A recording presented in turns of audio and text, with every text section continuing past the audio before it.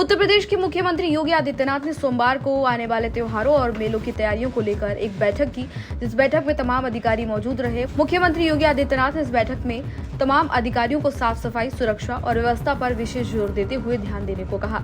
उन्होंने कहा कि ये केवल प्रशासनिक जिम्मेदारी नहीं बल्कि जनता की सेवा और संवेदना से जुड़ा कार्य है।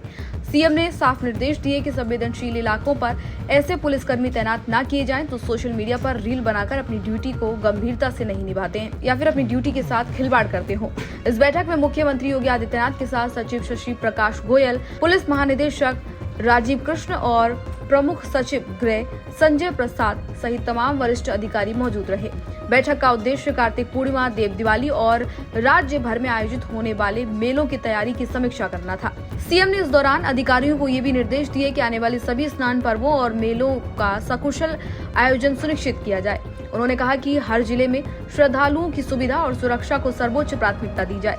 स्नान घाटों, मेला क्षेत्रों, धार्मिक स्थलों पर सुरक्षा और इसके साथ ही स्वच्छता का ध्यान रखा जाए। सतर्कता के उच्चतम मानक भी वहां पर बनाए जाएं ताकि श्रद्धालुओं को किसी भी तरह की कोई समस्या ना हो।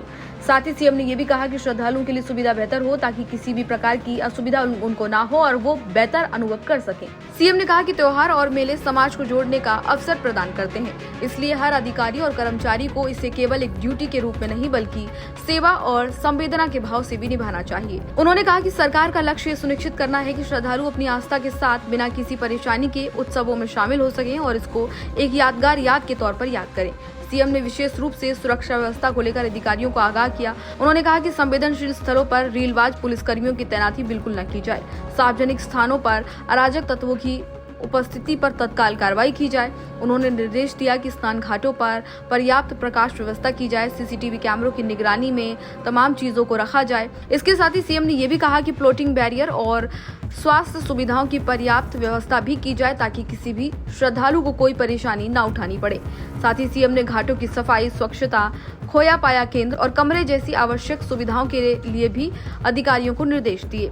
सीएम ने अधिकारियों को चेतावनी देते हुए ये भी कहा कि त्योहारों के समय किसी भी प्रकार की लापरवाही स्वीकार नहीं की जाएगी। उन्होंने कहा कि स्थानीय प्रशासन पूरी तरह से सतर्कता के साथ अपनी जिम्मेदारी को पूरा करे। घाटों पर सुरक्षा बल की तैनाती की जाए। इसके साथ ही महिला सुरक्षा बल को भी सक्रिय किया जाए ताकि महिलाओं की सुरक्षा में किसी भी तरह की कोई चूक न हो। इस दौरान मुख्यमंत्री योगी आदित्यनाथ ने नदियों के जलस्तर पर भी अपनी बात कही। उन्होंने कहा कि इस समय नदियों का जलस्तर काफी ज्यादा तेजी से बढ़ रहा है और प्रभाव काफी तेज है, इसलिए स्नान घाटों पर विशेष सतर्कता बरतने की जरूरत है। उन्होंने राज्य आपदा मोचन बल यानी कि एसडीआरएफ और राष्ट्रीय आपदा मोचन बल यानी कि एनडीआरएफ की सक्रियता पर भी निर्देश दिए। उन्होंने कहा दोनों बलों को सक्रिय किया जाए। उन्होंने ये भी निर्देश दिए कि बिना लाइफ जैकेट के किसी भी नाविक को या फिर पर्यटक को बोटिंग में जाने की अनुमति ना दी जाए या फिर बोटिंग करने की अनुमति नहीं दी जाए। मुख्यमंत्री योगी आदित्यनाथ ने दोहराया कि उत्तर प्रदेश सरकार की मुख्य उद्देश्य जो है वो यही है कि जनता की सुरक्षा कर पाए, संतोष जनता को हो सके और त्योहारों के दौरान सरकार पूरी तरह से प्रशासनिक तंत्र को मजबूत करके लोगों के साथ सेवा के भाव के साथ तत्परता के साथ खड़ा रहे।